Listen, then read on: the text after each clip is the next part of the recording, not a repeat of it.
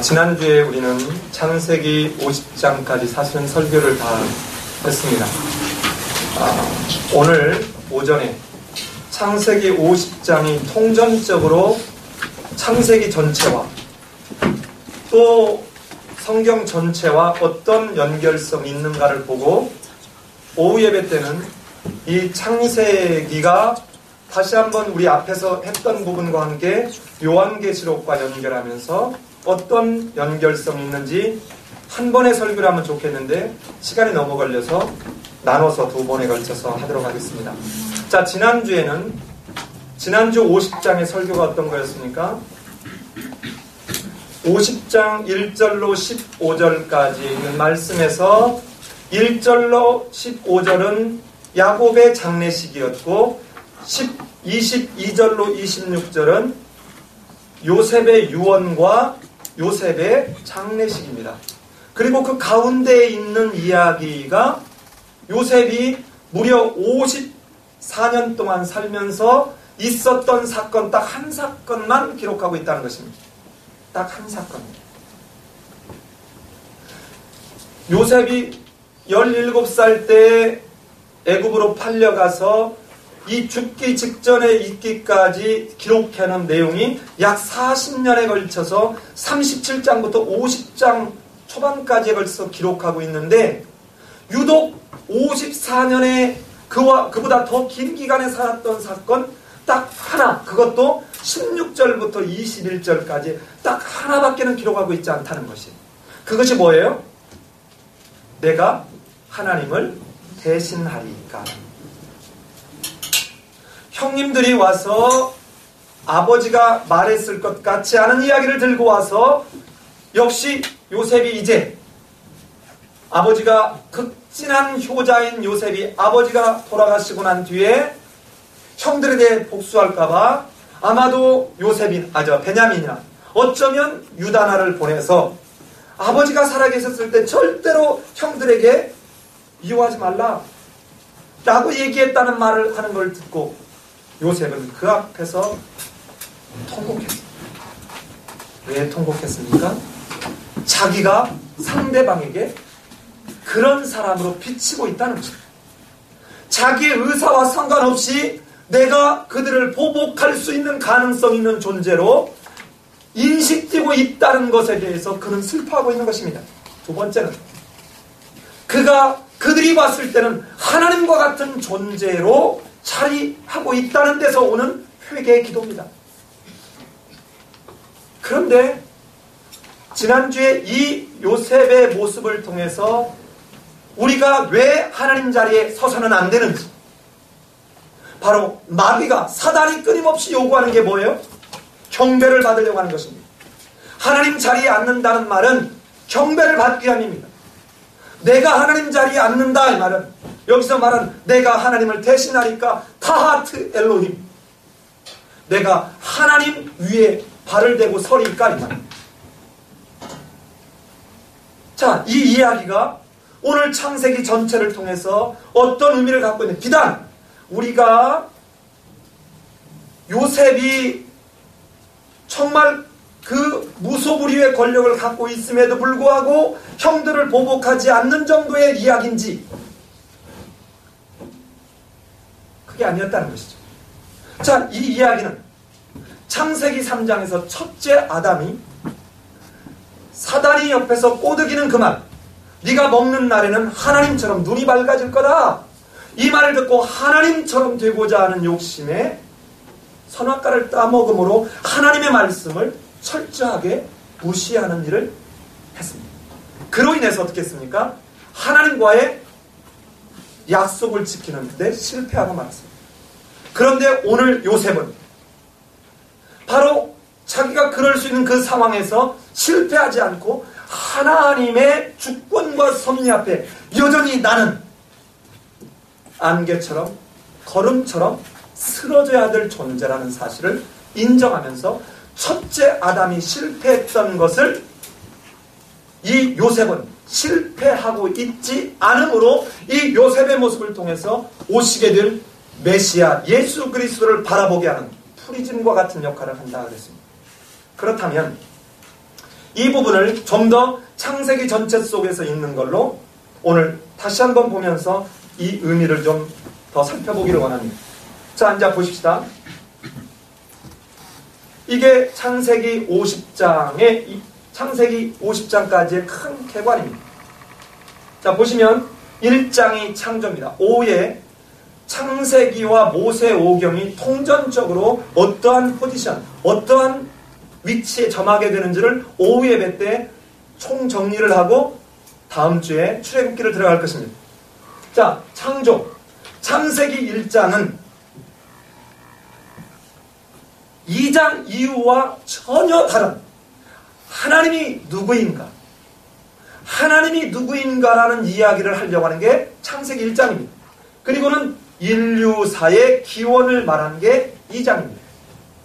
그러니까 1장과 2장은 전혀 창조가 중복됐거나 심지어 어떤 분은 재창조를 한 일이다라고 이것을 설명하는 그런 목사님이 있으셨다고 지난번에 우리 누가 교제할 때 그런 말을 했는데 그 말이 아니고 창세기 1장은 하나님이 누구인지, 그런데 그 2장은 그 하나님이 바로 인간의 역사를 시작하게 하신 분이다 하면서 인간의 역사를 시작하면서 인간이 어디로부터 출발했느냐? 하나님의 창조하심으로부터 출발했다는 데서 인간의 역사를 풀어가기 시작하는 것입니다. 자, 그런데 3장에서 바로 사단의 유혹에 넘어가고 말았습니다. 그로 인해서 어떻습니까? 절대로 죽지 않으리라고 말했던 사단의 이야기는 새빨간 거짓말이 된 것을 4장부터 확인하기 시작합니다. 그래서 어디까지? 여기 창세기 여기 50장을 잘 보십시오. 제가 색깔을 달리했죠? 창세기 1장, 색깔을 그냥 달리한 게 아닙니다. 창세기 1장은 전혀 다른 장으로 떼어놓으라는 것입니다.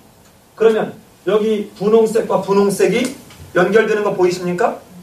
그리고 앞에 이 통곡했던 이 죽음으로 통곡, 슬픔, 죽음, 애통이 시작된 게 여기 어디?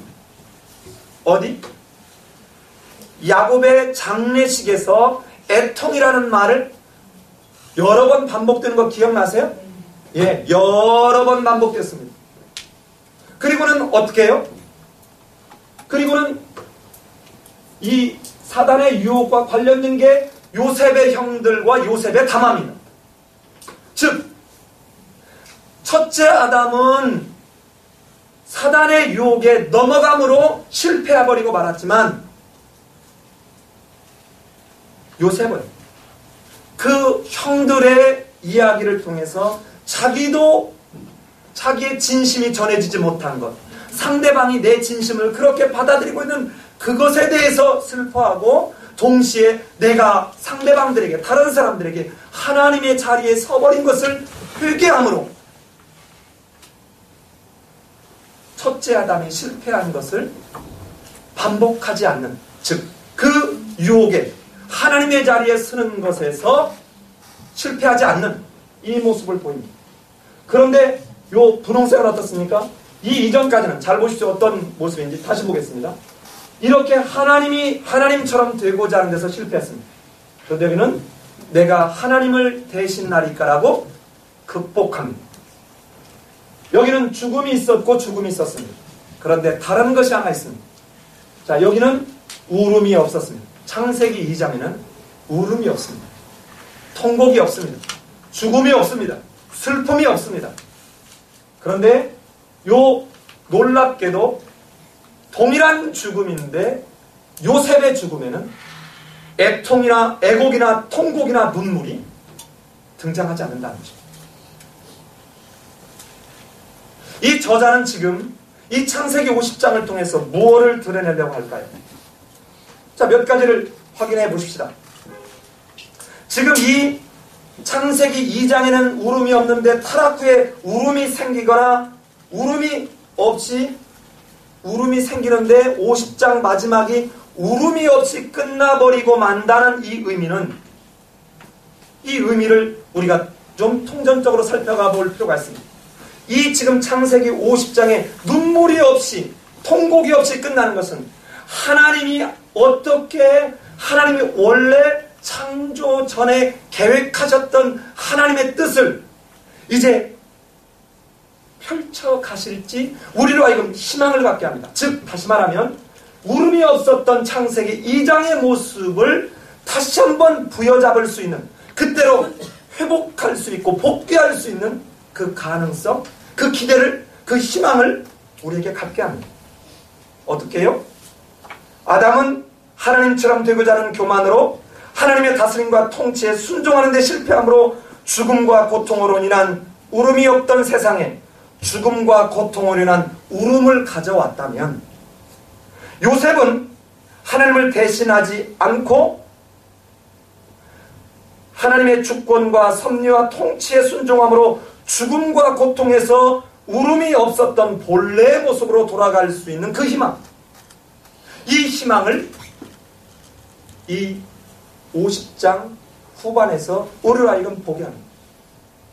이 창세기는 성경 전체의 프리즘과 같은, 즉 이 창세기는 앞으로 있게 될 뒤에 역사서, 뒤에 선지서, 뒤에 시가서를 다, 시가서적 요소를 다 담고 있는, 정말 성경의 뭐랄까요,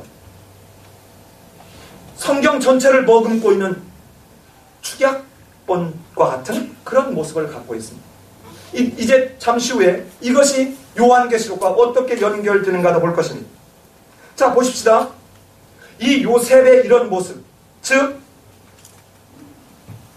이 요셉의 이런 모습은, 요셉은 17살 때 자신의 생각이나 뜻과는 다르게 펼쳐져가는 현실 속에서, 자, 내 뜻과 나는 정말 정직하게, 형들이 계속 반복적으로 저렇게 양을 팔아다 술을 먹거나 양을 잡아서 먹거나 하면서 못된 짓을 하는 저거를 하다가 아버지에게 진노의 삭게 뻔해서 이것을 말해서 방지하려고 했는데 고자질하는 걸로 오해를 받고 미움을 받더니 하나님이 집어넣은 꿈 때문에 이제는 죽임을 당하는 이 상황. 아니, 나는 정말 노예로 팔려와서 축자사자 일했는데 보디발의 아내의 유혹에 나는 뿌리쳤을 따름인데 그만 감옥에 처하는 이 정말 있을 수 없는 연속죄는 이해할 수 없는 상황. 그 상황에서도 자신의 방법을 뚫고 나가려는 야곱의 마술과는 정반대로 마치 도살장에 끌려가는 양처럼 철저하게 자기가 없어지는, 철저하게 자기를 부인하는, 철저하게 하나님이 목적하시고 뜻하시는 방향에 그저 도살장에 끌려가는 양처럼 조용히 묵묵히 임하고 있는 모습. 37장부터 50장에 이르기까지 그런 상황에서도 요셉에 대해서는 성경 기자는 단 한마디도 요셉의 부족한 점이나 흠이나 불평이나 원망을 기록하고 있지 않다는 것입니다. 도대체 이러한 이 모습을 통해서 우리에게 무엇을 말하려고 하는 것일까요? 지금 이 요셉의 이 모습은 사단의 괴계가 실패하고 하나님의 창조적 목적이 어떻게 이루어져 가게 될지를 이 요셉의 모습을 통해서 내다보게 하는 것입니다. 동시에 창세기 1장 1절에 창조 때 담아두신, 창조 때 이미 창조 속에 담아두신 하나님의 사랑과 하나님의 은혜와 하나님의 자비와 긍휼하심을 알게 하는 것입니다. 그 하나님의 속성 때문에 그 창조적 목적이 이러한 사단의 유혹과 인간의 거기에 실패에도 불구하고 하나님이 이 하나님의 약속을, 하나님의 창조적 목적을 폐기하지 않을 것이라는 것입니다. 이를 위해서 하나님이 어떻게 구속사를 이끌어 가실지를 이 요셉의 이야기를 통해서 한번 살펴보려고 합니다.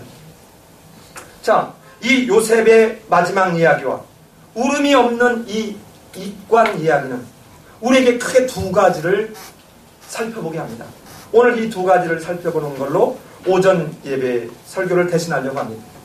첫 번째는 하나님이 창조 때 담아두셨던 이 창조적 목적, 그게 무엇이죠? 하나님이 창조 때 이미 창조하기 전에 계획하셨던 하나님의 창조적 목적, 그것이 무엇이죠? 하나님의 나라를 이루어가는 그 창조적 목적을 하나님이 이 땅의 역사 가운데 어떻게 하나님의 나라를 이루어 가시는지 그 방식을 요셉의 이 이야기를 통해서 우리로 하여금 알아가게 한다는 것입니다. 두 번째는 누가 하나님의 나라를 누리는 사람이냐 하는 것을 우리로 알게 하며 그 모델을 우리는 그 요셉을 역할 모델로 세워주시고 있다는 것입니다. 자, 따라서 이 두 가지를 한번 살펴가 보기를 원합니다. 첫 번째, 하나님이 이 땅의 역사 가운데, 우리 인간들이 살고 있는 하나님이 창조하신 뒤에 이 땅의 역사 가운데 하나님의 나라를 어떻게 이루어 가시려고 하시는지 여러분 잘 들으시죠. 자, 이를 위해서 이게 창세기와 요한계시록, 창세기 1장과 2장, 3장, 20장 1장, 그리고 21장, 22장. 색깔이 부분이 괜히 있는 게 아니라고 그랬죠? 자, 보면 가봅시다. 창조입니다. 그리고 하나님의 형상의 역사가 시작됩니다. 하나님의 형상대로 지었고, 이 하나님의 형상대로 짓고 이 땅에 그들로 하나님의 나라를 이루어가게 하나님이 위임하시기 시작하셨습니다. 그리고 이때는 하나님과 교제가 가능했습니다. 언제든 하나님께 나갔습니다. 얼마만큼? 그저 서늘한 동산을 거닐었던 것처럼, 그 늘상 거닐었던 것처럼 교제가 이루어질 수 있었습니다. 아마도 이때는 울음이 아니라 웃음이, 눈물이 아니라 노래가 나왔을 것입니다. 자, 그런데 어떤 일이 벌어졌습니까? 사단의 유혹이 성공함으로 어떤 일이 벌어졌습니까? 죽음과 고통으로 인한 애통과 눈물이 들어오게 되었다는 것입니다. 자, 그런데 이렇게 지속됐던 이 사단의 성공으로 인한 이 땅의 역사 가운데 들어온 이 죽음과 고통, 그로 인한 눈물과 애곡이 이제는 사단의 종말이 패배됨으로 어디에서? 계시록 20장에서 이제는 영원히 무적행위 속에 처넘을 당한 영원히 사단의 패배가 선언되는 그 상황에 하나님의 형상이 회복되는 것입니다. 이때 있었던 이 하나님의 형상이 회복되는 것입니다. 그런데 이때 뭐가 없다고요? 눈물이 이제 더 이상 없습니다. 더 이상 그곳에는 고통도 없습니다. 어두움도 없습니다. 우리 한번 성경을 찾아가 볼까요? 우리 요한계시록 21장 나오십시오. 요한계시록 21장 4절을 같이 한번.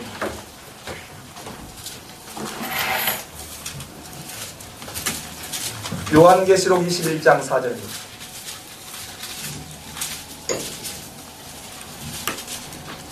자, 같이 한번 읽어볼까요? 시작.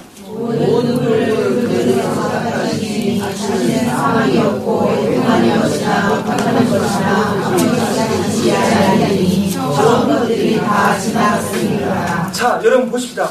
원래 처음에 있었던 것들을 통해서 하나님이 무엇을 하시려고 했느냐? 그게 3절이에요. 자, 3절을 읽어봅시다. 다시 시작. 내가 너희들이 보좌에서 큰 소리 나서 이르되 보라 하나님의 장막이 사람들과 함께 있으며 하나님이 그들과 함께 계시니 그들은 하나님의 백성이 되고 하나님 주신 그들과 함께 계셔서. 자, 여러분 어디서 많이 들어본 이야기죠? 지금 원래 하나님이 창조하실 때 창조적 계획이 뭐예요? 나는 내 하나님이 되고 너희는 내 백성이 되리라 하는 이 창조적 목적, 즉 하나님의 나라를 이루려고 했었는데 사단의 유혹에 넘어감으로 이것이 깨져버려서 뭐가 왔다는 것입니까? 눈물이 왔고 그곳에 뭐가 왔어요? 애통이 왔고 곡하는 것이 왔고 아프고 죽음이 왔다는 것입니다. 근데 이제는 이것이 20장에서 철저하게 없어짐으로 이제 이것이 회복됐는데 이제는 어떤 식으로 회복됐느냐? 너희는 내 백성이 되고 나는 내 하나님이 되는 정도가 아니라 7절 가봅니다. 7절. 차원을 한 단계 더 높입니다. 같이 한번 읽습니다. 시작.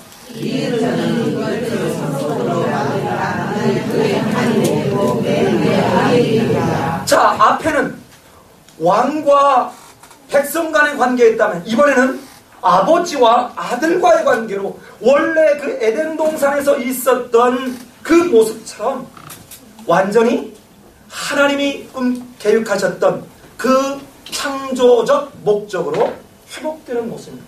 이 속에는 더 이상 물음이 없다는 거죠. 자, 그리고 그러므로 어떻게 돼요? 창조적 목적이 마침내 완성되는 거죠. 자, 여러분, 이 그림을 잘 보시면 앞에서 봤던 그림하고 동일하지 않습니까? 제가 의도적으로 한번 일부러 만들었을까요?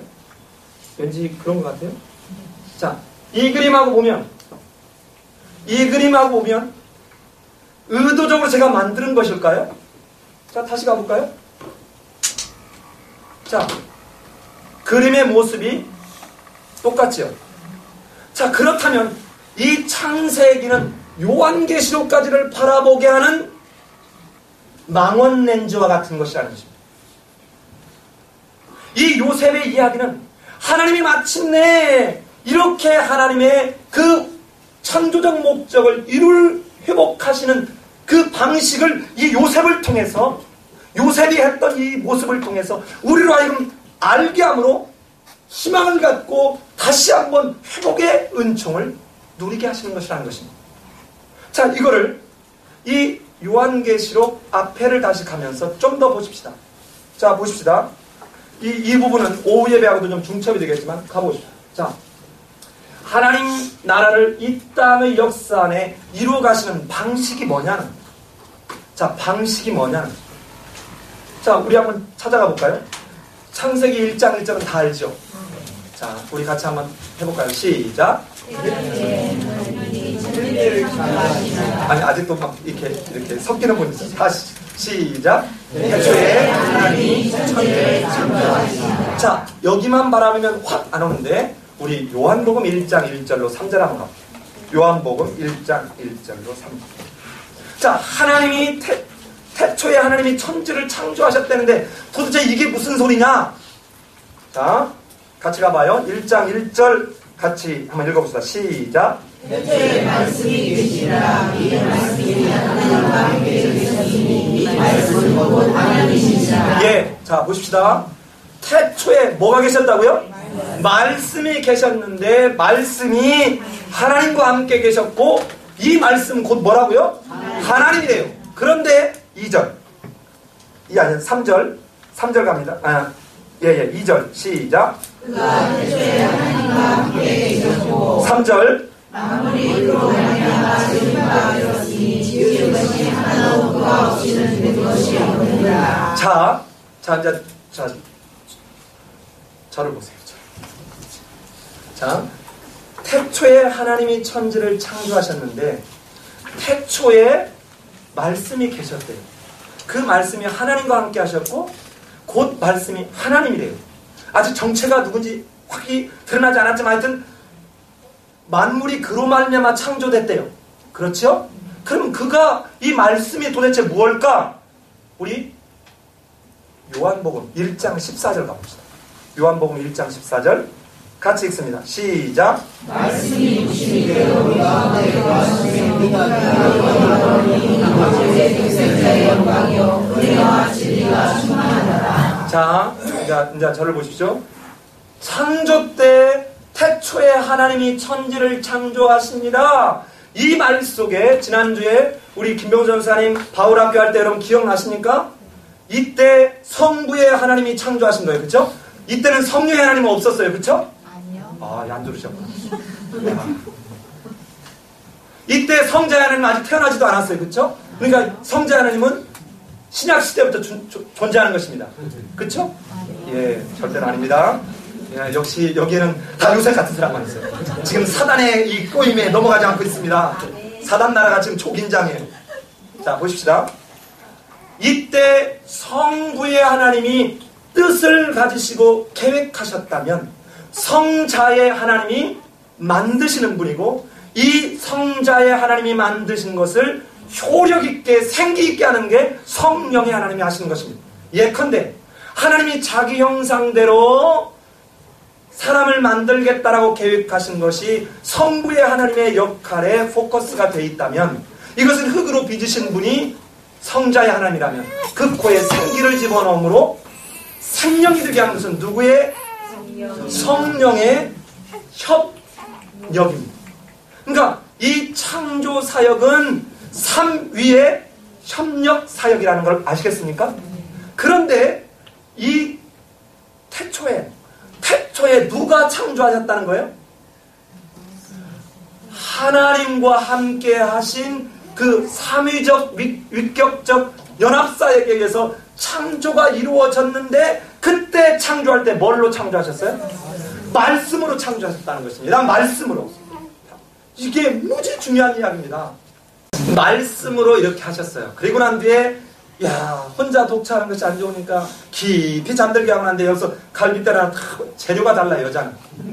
남자는 흙이지만 여자는 여러분 기가 막힌 이 갈빗대예요. 이 성분이 뭔지 아세요? 예? 뭔 차이나? 차원이 다르죠. 자, 그런데 그때 얘야 다 너 가져라고 주죠.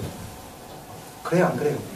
다 너 가져라고 주고 난 뒤에 다만 동산 중앙에 있는 이 선악을 알게 하는 나무만 먹지 마라. 뭘로 해요? 말씀으로. 그런데 그만 이걸 어겼어요. 어기고 난 뒤에 하나님이 역시 다른 셋을 주었음에도 불구하고 이들이 타락하니까 노아에게 노아야 안 되겠다. 얘들 도저히 안 되겠다. 다 쓸어버려야 되겠는데 하고는 너 방주를 지어라. 뭘로 해요? 말씀. 이렇게 쓸어버리라니까 그 창조하신 하나님의 마음이 어떠겠어요? 우리가 자식을 회초리만 듣고 난도 저녁에 자는 먹는 이 종아리를 보면 엄마는 울게 되는데 당신이 창조하신 온 우주 만물을 싹 쓸어버리고 난 그 하나님의 마음이 어떨까요? 그러니까 어떻게 합니까? 내가 다시는 물로 심판하지 않겠다 하고는 자기 저주적 언약인 무지개 언약을 주죠? 뭘로 줘요? 말씀. 그래도 안 되니까 이제는 놔두고 안 되겠다. 저 바벨탑을 쌓으면 그 하나님을 대적하려고 하는 저 인간들 얘들을 내가 다시 쓸지 않을 거고 이제는 이 인간의 연약함을 인간의 죄악됨을 인하여 내가 긍휼을 발동하겠다라고 하는 무지개 언약의 근거에서 뭐합니까? 아브라함을 불러서 새로운 재창조의 역사를 시작하죠. 이때 뭐라고 합니까? 아브라함아, 내 아비 친척 고향 본토집을 떠나서 내가 내게 말하는 곳으로 가라. 지금 뭘로 해요? 말씀. 그 뒤에 지금 우리 올 때까지 쭉 야곱에게 수없이 8번씩이나 나타나면서 뭘로 합니까? 말씀으로 해요. 이스라엘 백성들에게 시나산에서 언약을 맺을 때 뭘로 합니까? 말씀으로 해요. 이렇게 말씀으로 했는데 그들이 여러분 천년의 역사 동안 하나님의 말씀을 잘 듣든가요? 안 듣든가요? 선지자를 보내고 또 보냈더니 어떤 때는 선지자를 뺨싸대기를 때리지 않나, 선지자에게 쓴물을 먹이고 고통의 빵을 먹이려고 하지 않나, 진흙구덩이를 쳐박지는 않나, 심지어는 죽이지를 않나.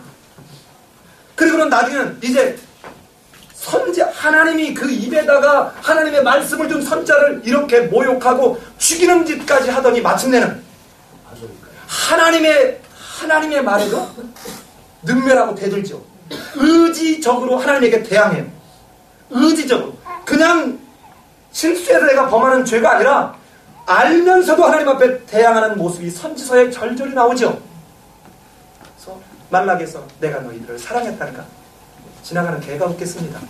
하나님 우리를 사랑해요. 사랑하면 이렇게 주워 패는가? 지가 잘못한 건 생각 안 하고 무슨 생각만 들어요? 맞은 생각만 들어요. 그냥 사사 350년 동안 맞은 거, 아람의, 아수르의, 바벨론의, 페르시아의 압제당한 것만 생각을 하지 하나님의 말씀에 대해서 한 번 듣지 않아요. 지금 하나님이 창조 때부터 지금까지 뭘로 통치하는 방식이 뭐예요? 하나님의 나라를 이 역사 가운데 이루어가게 하는 방식이 뭐라고요? 말씀입니다.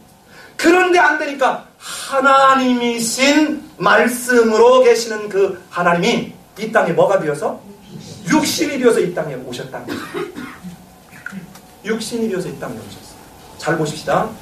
이 요셉은 바로 그 하나님이 자기 눈에 봤을 때는 지금 내 현실상에 등장하고 있는 많은 상황들이, 현실들이 이해할 수 없는 고통이요, 아픔이요, 슬픔이요, 도무지 받아들일 수 없는 모습에도 불구하고 하나님의 그 통치 방식에 그대로 순종하는 그 모형, 전형을 보여주고 있다는 것입니다. 바로 이 요셉의 모습은 육신으로 이 땅에 오신 예수님이 어떻게 합니까? 그 예수님을 향해서 모욕하고 능멸하는 그 사람들에게 하나님이신 예수님이 야, 저 벼락이 저놈에게 떨어져서 죽어버리라 하면 안 죽겠습니까? 하나님이신데, 그런데 어떻게 합니까? 내가 내 것을 가지고 말하지 않고 아버지께서 내게 주신 것으로 내가 한다 그러죠. 무슨 말인지 아시겠어요? 그대로 하나님이 창조적 목적을 이루어가도록 보내신 그 역할로 하나님이심에도 불구하고 자기를 비워서 종처럼, 인간처럼 하는 이 모습. 마침내 어디까지? 이제 십자가를 져야 됩니다. 십자가를 져야 될 때 그 겟세마네 동산에 올라가서 땀방울이, 핏방울이 들도록 기도할 때 뭐라고 합니까? 하나님, 할 수만 있으면 이 잔을 내게서 옮겨주십시오. 예수님이 갖고 있는 인성적인 부분입니다. 인간으로서 인성과 신성을 다 갖고 계신 이 예수님이 인간적으로 고통스러운 이것을 하나님, 내 잔을 옮겨주옵소서. 그러나 내 원대로 하지 마옵시고 아버지의 뜻대로 하시옵소서. 그리고는 십자가에 달려 죽어주십니다. 그때 옆에 있는 사람은 여전히 조롱합니다. 뭐라고 조롱합니까? 네가 하나님의 아들이면 한번 내려와봐. 아니, 이전에 여러분 마귀가 기가 막히게 유혹하는 것 우리 지난주에도 봤죠?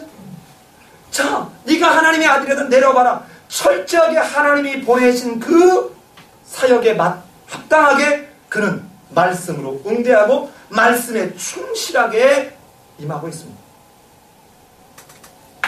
자, 이게 가운데 성육신입니다. 자, 그런데 요한계시록 1장 1절을 가봅시다. 요한계시록 1장, 성경의 마지막 계시, 성경의 마지막 계시입니다. 마지막 계시가 요한계시록. 신약에서는 뭐예요? 예언서는 이거 하나밖에 없습니다. 같이 한번 읽어볼까요? 시작. 예수 그리스도의 계시라. 이는 하나님의 은혜에 있사 반드시 속히 일어나는 저희에게 들으시고 저희의 천사를 그런 요한의 인자에 하시는 것이라. 자, 이제 이거 보시면 이게 이제 짠 나오고 하면 어떻게 돼요? 이게 다 실은 예수 그리스도로 전부 연결되어 있죠. 자, 여러분 잘 보세요. 자, 제 손을 한번 보십시오. 제가 오후 설교 때 똑같은 얘기를 해야 되는데 이게 설교 중복되면 아주 큰일 났습니다. 제가 지금 손이 이렇게 있잖아요. 이렇게 하면 연결돼야 안 돼요? 이쪽 부분 이게 창세기인데 이쪽 부분 이게 뭐예요? 계시록이에요. 이렇게 했더니 연결돼야 안 돼요? 자, 이렇게 했을 때는 이 손가락이 다른 손가락 같잖아요. 여기를 딱 가리고 이렇게 하면 전혀 다른 것 같잖아요. 그죠? 그런데 이 손에서 보면 뭘로? 제 팔목과 손바닥으로 인해서 하나로 사실은 연결된 것이요. 예수 그리스도로 처음에 창조 때 시작했던 그 계획부터 시작했던 그분이 창조와 마침내 말씀으로 이 땅에 통치 방식을 실현하시기 위해서 오시고 이제 말씀대로 십자가에 죽어주시고 올라가셔서 마지막으로 지금 하시는 말씀이 뭐냐? 예수 그리스도의 그 말씀, 어떻게 이루어질지, 어떻게 앞으로 종말을 마무리하게 될지 라는 통치 방식을 얘기하고 있는 게 뭐라고요? 계시록. 자, 그렇다면 이제 첫 번째는 해결이 됐습니다. 하나님이 하나님 나라를 이 땅의 역사 가운데 어떻게 이루어 가시느냐 그 방식이 뭐라고요? 말씀으로 하신다는 거예요. 그런데 지금 이 요셉은 하나님의 그 통치 방식에 자기가 이해가 되든 안 되든 자기의 지금 현상이 참으로 고통스럽든 안 고통스럽든 그때도 하나님을 대신하는데 가지 않았다는 거예요. 이 두 번째, 사실은 답이 첫 번째가 거의 나와버렸는데, 그러면 누가 하나님의 나라가 이 땅의 역사 가운데 이루어지는데 하나님의 사역에 참여하는 자, 그 하나님의 나라를 누리는 자가 되느냐? 누구냐? 요한계시록에 역시 그 대답이 나옵니다. 물론 이제 요한계시록을 먼저 보고 예수님이 하신 말씀도 보겠습니다. 요한계시록 1장 3절 봅니다. 1장 3절 같이 한번 보겠습니다.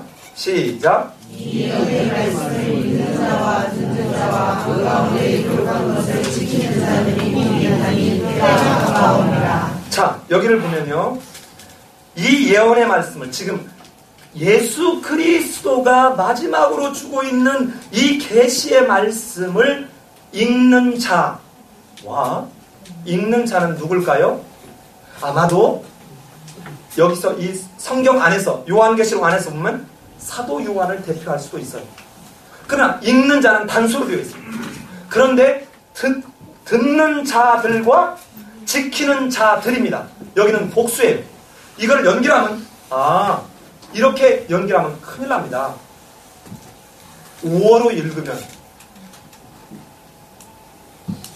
듣거나 지키는 자는 복이 있나니 이렇게 이해하면 큰일 납니다. 쉽게 말하면 듣고 지키는 자들은 복이 있나니. 왜 복이 있어요? 그 원어를 보면 뒤에 왜냐하면 호티라는 말이 있어요. 왜냐하면 때가 가까움입니다.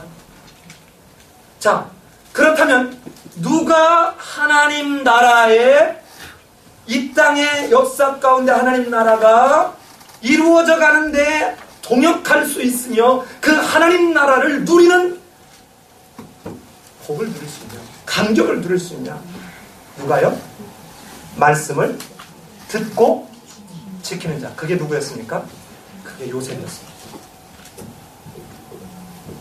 아까 제가 왜 창세기 50장과 창세기 전체와 안에 속에서 모형과 창세기와 요한계시록을 보여드렸는지 아시겠어요? 이게 바로 누구?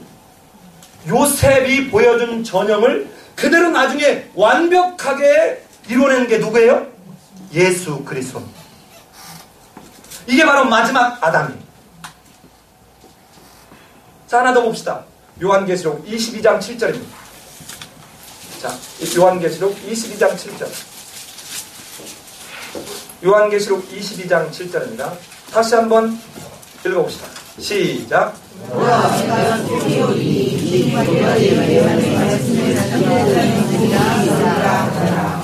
이 예언의 말씀을 뭐하는 자? 여러분 봐요. 앞에서는 듣는 자와 지키는 자라고 했는데 아까 왜 듣고 지키는 자라고 해야 되는지 아시겠습니까? 지키는 자가 복이 있다는 거예요. 여러분 요한계시록에 마태복음에 몇 복이 있죠?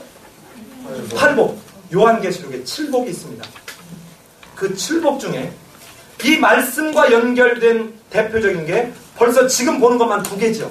나중에 언제 이 요한계시록의 7복만 한번 쭉 설교할 때가 오리라고 생각합니다. 자, 여기서 보라 내가 속히 오니, 아까 때가 가까움이라 그랬죠. 그 때가 속히 올 텐데 이 예언의 말씀을 뭐하는 자가? 지키는 자가 복이 있으리라. 복이 있으리라는 말이 무슨 말입니까? 바로 그 하나님 나라를 들어가는 누리는 자가 될 것이다. 누구처럼? 요셉처럼. 누구처럼? 예수님처럼. 자, 그러면 이 그림을 보십시오. 이게 종말에 보여지는 모습이었다면 예수님이 오셔서는 과연 뭐라고 했을까요? 예수님이 오셔서 마태복음 7장 21절에서 이렇게 합니다. 나더러 주여 주여 하는 자마다 천국의 하나님의 나라에 들어갈 것이 아니요 오직 하늘에 계신 내 아버지의 뜻대로 행하는 자라야. 자, 성육신, 말씀으로 통치하시는 그 말씀이신 하나님이 이 땅에 오셔서 하시는 말씀이, 야, 천국에 들어가려면 어떻게 해야 되는 줄 아니? 너, 주여 하고 말이야. 나는 선지자로 했고 말이죠. 나는 병도 고쳤고 기적도 행했고요. 나는 엄청 열심히 했거든요. 나는요, 성경을요, 200번은 읽었고요. 나 지금 성경요, 신약 다 외울 수도 있어요. So what? 그래서 어쩌다는 건데. 저는요, 놀라운 환상도 봤고요. 나는 하나님의 음성도 들어봤고. So what? 그래서 어쩌다는 건데. 아버지의 뜻대로 행하는 자라야 어디에 들어간다고요? 천국에 들어간다. 자, 이 말씀은 너무 많아서 제가 다 할 수가 없습니다.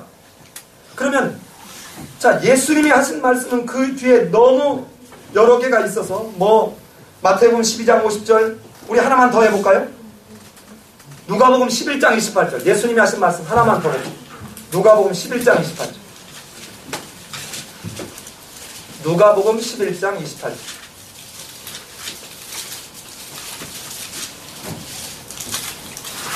누가복음 11장 28절 자, 같이 우리 한번 읽어봅시다. 한 목소리로 시작.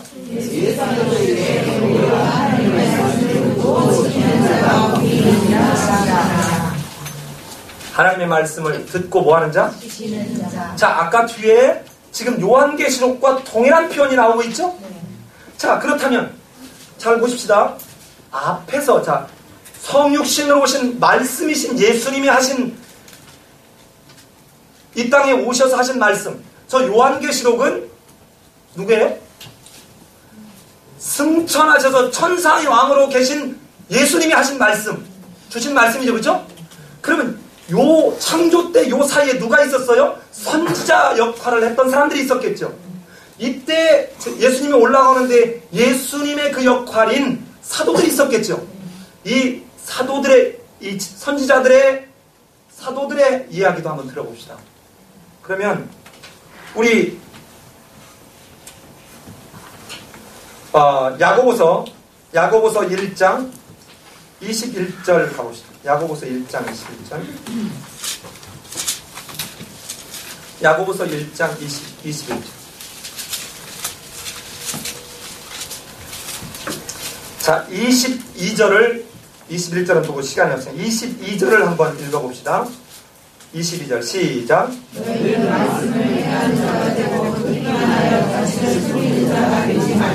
23절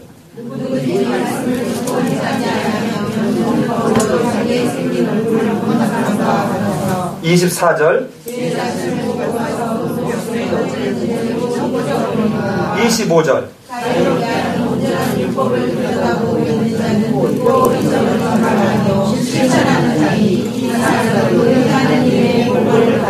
예. 자, 정말 율법을 정말 제대로 보는 사람은 이 말이죠. 그 사람은 듣고 잊어버리는 자가 아니요 뭐 하는 자요? 행하는 자라는 거예요. 행하는. 이게 야고보를 통해서 지금 말하고 있는 것이죠. 야고보를 통해서. 자, 그렇다면 이제 결론이 났네요. 결론이 났어요. 지금 신약에 대표적으로 하고 있는 이 사도. 그럼 구약 안 봐도 제가 구약을 읽을게요. 구약도 여러 군데가 있지만 예를 들어서 이사야서 하나를 대표적으로 보겠습니다. 너희의 구속자시요 이스라엘의 거룩한 자이신 여호와께서 가라사대 나는 내게 유익하도록 가르치고 너를 마땅히 행할 길로 인도하는 너의 하나님 여호와니라. 하나님께서 뭐예요? 가르쳐서 행할 길로 인도하는데 지금 요셉처럼 이렇게 하지 않고 이스라엘 백성들은 어떻게 했다는 것입니까? 끊임없이 자기가 하나님 위에 서서 자기 판단과 자기 주장과 자기 고집으로 했다는 것이에요. 그래서 어떻게 됐어요? 역시 첫째 아담처럼 실패하고 마는 것이에요. 여러분, 하나님이 이미 우리로 하여금 유익하도록 가르치고 너희를 마땅히 행할 길로 인도하는 그 하나님으로 처음부터 지금까지 이 말씀을 통해서 우리에게 그렇게 해오셨다는 거예요. 그런데 우리가 듣지 않았다는 거예요. 오직 예수님의 마지막 계시를 주시면서 오직 이것이 걱정이 되었으면 22장 21절이 마지막인데요. 22장 18절 19절 가봐요. 뭐라고 해요? 요한계시록 22장 21절이 끝인데 22장 18절 19절 나머지는 인사거든요. 이 마지막에 뭐라고 하느냐 한번 보시죠. 마지막에 자 18절 같이 한번 먼저 읽어봅시다. 시작. 내가 이 두루마리에 말씀을 듣는 모든 사람에게 주문하노니 만약 그들이 이것을 위해 구하면 하나님이 이 두루마리에 기록된 재앙들을 그에게 더하실 것이요 만약 누구든지 이 두루마리에 기록된 것을 찾아보면 하나님이 이 두루마리에 기록된 생명과 거룩한 성의 사명을 더할 것입니다. 여러분 겁이 덜컥 안 나요? 그러니까 이 말을 읽으면 목하면서 창세기부터 요한계시록에 설교 안 하면 안 돼. 만약에 더하면 이 두루마리는 재앙을 내게 너한테 더할 것이고 제하면 내가 너 생명 그 나무와 및 거룩한 성에 참여하는 것을 내가 제하여 버리겠다는 거예요. 아니 생각해봐요. 지금 이것은 예수 그리스도의 계시라고 하면서 이 계시의 말씀을 예언의 말씀을 읽는 자와 듣고 행하는 자가 복이 있다. 이렇게 지금 얘기를 하는데 맨 마지막에 더하지도 빼지도 말라. 하나님의 통치 방식이 무엇이며 어떤 사람이 하나님의 나라에 들어가고 하나님의 나라를 누리게 되는지가 이 요셉의 모델을 통해서 본다는 것이에요. 그 대표적인 게 이제 통전적으로 몇 사람을 보고 마무리합시다. 이 하나님의 나라를 누리게 된 사람이 누굽니까? 최초에 누리게 된 사람이 아담입니다. 아담. 그러나 실패했어요. 금방 실패했습니다. 여러분 아담이 교육을 못 받았다고 자꾸 그러는데 여러분 결코 그렇지 않습니다. 이따 뒤에 그걸 볼게요. 두 번째, 이 아담이 실패하고 난 뒤에 이제는 죄악 중에 슬픔과 고통과 애곡이 들어온 뒤에 그럼에도 불구하고 하나님의 나라를 경험한 사람이 누굽니까? 에녹입니다. 이 에녹 때문에 누가 태어나요? 노아가 태어나요. 이 노아가 이 에녹에게서 에녹의 아들이 무드셀라고 무드셀라의 아들이 바로 노아입니다. 노아. 라멕이고 라멕의 아들이 노아예요. 이 무드셀라는 홍수가 있을 때까지 살았던 사람이에요. 라멕도 살았고. 그런데 이 에녹이 얼마나 하나님 앞에서 성경에서 보면 에녹이 하나님과 동행하더니, 이 말은 동행한다는 게 무슨 말이에요? 하나님 팔짱 끼고 함께 걷는 거예요. 즉 하나님 그 통치 방식에 늘 민감하게 반응하는 모습이죠. 그가 얼마나 민감하게 반응했으면 그의 아들 무드셀라가 그의 손자를 아버지에게 들었던 대로 얼마나 잘 전했길래. 자, 그런데 이렇게 했던 사람이 노아요, 에녹이요, 노아요, 다니엘이요, 욥이요, 다 이런 사람들이에요. 그런데 여러분, 요셉하고는 다른 면이 있습니다. 이 요셉은 에녹과 같은 면이 있고, 이 요셉, 예수 그리스도와 공통점이 있습니다. 잘 보십시오. 요셉은 자기의 잘못이나 실수하고 아무 상관없이 하나님이 집어넣은 꿈 때문에 이 사람은 목숨을 거는 그 속에서도, 이해할 수 없는 고통 속에서도 하나님을 원망하거나 하나님의 다스림 앞에 야곱처럼 뻗팅기고 나오지 않았습니다. 그런데 잘 봅시다. 노아는 처음에 하나님의 말씀을 잘 듣고 잘 따랐습니다. 사람들의 조롱을 받으면서도 잘 따랐습니다. 그런데 방주에서 나오고 난 뒤에 어떤 실수를 하죠? 술 먹고 취해서 자기 손자를 향해서 저주해야 되는, 역시 인간의 연약함을 보여주고 있었죠. 다니엘은 어떻습니까? 다니엘은 하나님의 민족적 심판 가운데 있어서 이방 사람들의 압제와 핍박 속에서 이것을 견뎌내는 것입니다. 무슨 말인지 아시겠어요? 민족적 죄악 가운데 받은 심판으로 이방 사람들의 압제와 핍박 속에서 지금 견뎌내고 있는 것이에요. 사뭇 다릅니다. 욥은 어떻습니까? 하나님이 허락한 사단의 시험이에요. 하나님이 준 게 아니라 사단이 지금 시험하고 있는 것인데 욥은 처음에 참다가 나중에 어떻게 합니까? 3장에 보면 자기가 태어난 생일을 저주합니다. 자, 여러분, 생일을 저주하는, 그러니까 우리처럼 고상하게 하나님 앞에 내가 고상하게 이 거룩한 척하는 거죠. 어떻게? 나는 입으로 절대로 하나님 원망하지 않아. 생일은 누가 만들었어요? 하나님. 이 삶 예배교회 같았으면 절대로 욕처럼 안 했어요. 여기서 끝나지 않습니다. 나중에 30장에 가면, 야, 너네 아버지들 내가 아는데 너네 아버지들 행하는 행실 보면 우리 집 개하고 같이 놔둘게. 그래서 어떻게 해요? 자기의 의를, 상대적 의를 가지고 이들을 저울질하면서 어떤 이 속에 그 의도가 있냐면, 내가 이렇게 선을 행했는데 내가 이렇게 선을 행함으로 하나님과 가까워질 수 있는 하나님과의 관계성이 그래도 너희들보다 괜찮지 않느냐? 인간의 선행, 아주 풍성한 선행을 가지고 하나님과의 관계성이 좋아질 수 있는 것처럼 비춰지므로 나중에 하나님이 뒤에 맨 끝부분에 나타나서 요셉아 하고 요바 하고 얘기 딱 하니까 뭐라고 합니까? 내가 이전에는 내가 하나님 앞에 말씀을 드려 이제는 더 이상 할 말이 있다 없다 없어서 제 가운데 앉아서 내가 회개하는다. 그런데 오늘 이 욥은 바로 생명을 봐요. 그 자기 이 고손자를 통해서 맞나요? 증손자를 통해서 생명을 살리게 하는 일을 한 것처럼 이 요셉은 많은 사람의 생명을 살게 하기 위해서 하나님이 어떻게 요셉의 머릿속에 꿈을 집어넣음으로 하나님의 통치하시는 방식에 사람을 지금 쓰고 있다는 것입니다. 사랑하는 여러분, 여러분과 나를 하나님이 이 땅에 하나님의 나라를 이루어 가시는, 이 땅의 역사 가운데 하나님의 나라를 이루어가게 하는 그 요셉과 같은 도구로 만약에 쓰신다면 여러분은 어떻게 하시겠냐는 것입니다. 여러분의 건강을 뺏을 수도 있습니다. 여러분의 물질을 다 써야 될 때도 있어요.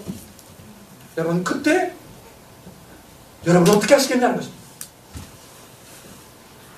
왜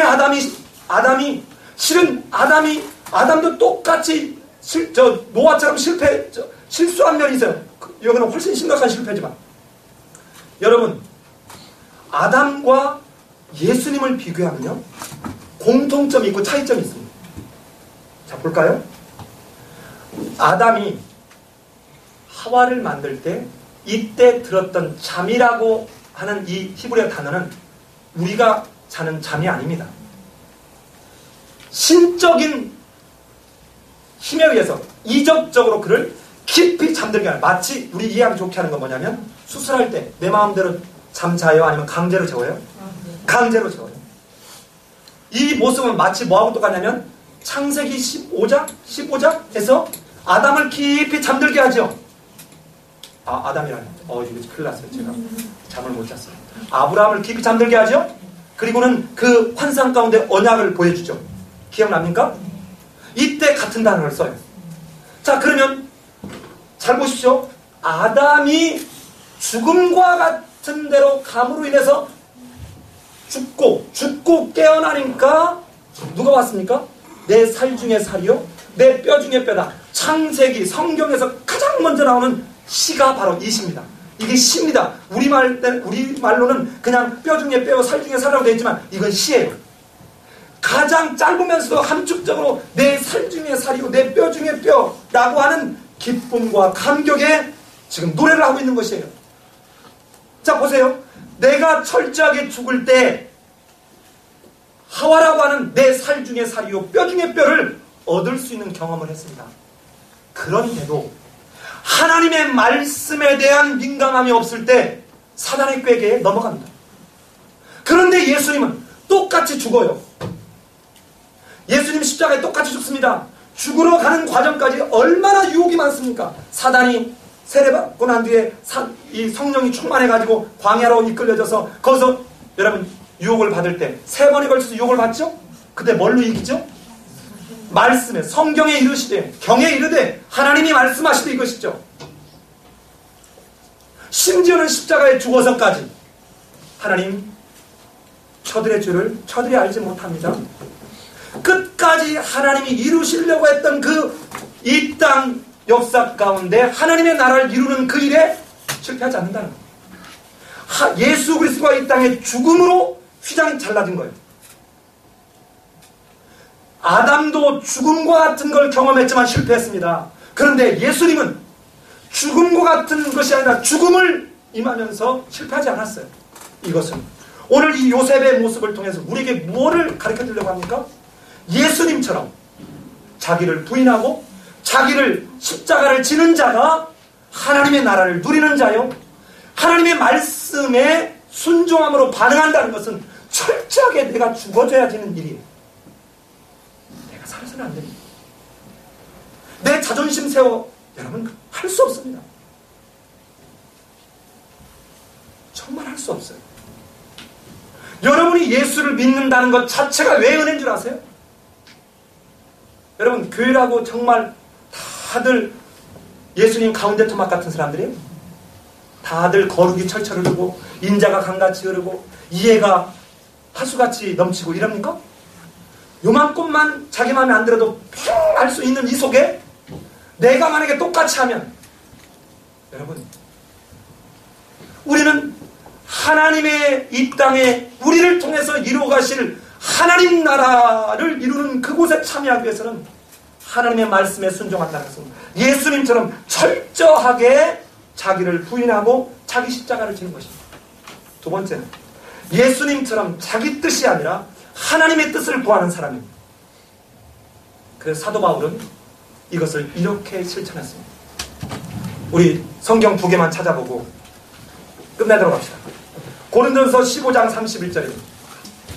사도 바울이 두 군데를 찾아보면서 마칩니다. 고린도전서 15장 31절.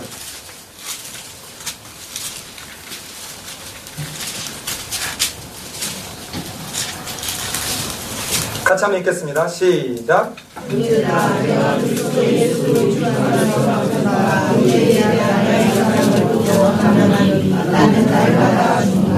예, 정말 날마다 우리 예수님이 너희가 나를 따라오려던 내 십자가를 지고 자기를 부인하고 자기 십자가를 지고 나를 따르지니라고 말씀했던 걸 기억하면서 끊임없이 내가 십자가 앞에 죽어지는 그 일이 없이는 말씀 앞에 요셉처럼 하나님 자리에 서지 않는 그 일, 즉 하나님이 이 창세기 50장의 이 모습을 통해서 요한계시록까지 이루시려고 했던 이 땅의 역사 가운데 하나님의 나라를 이루는 그 일에 여러분과 나는 아무것도 할 수 없다는 거예요.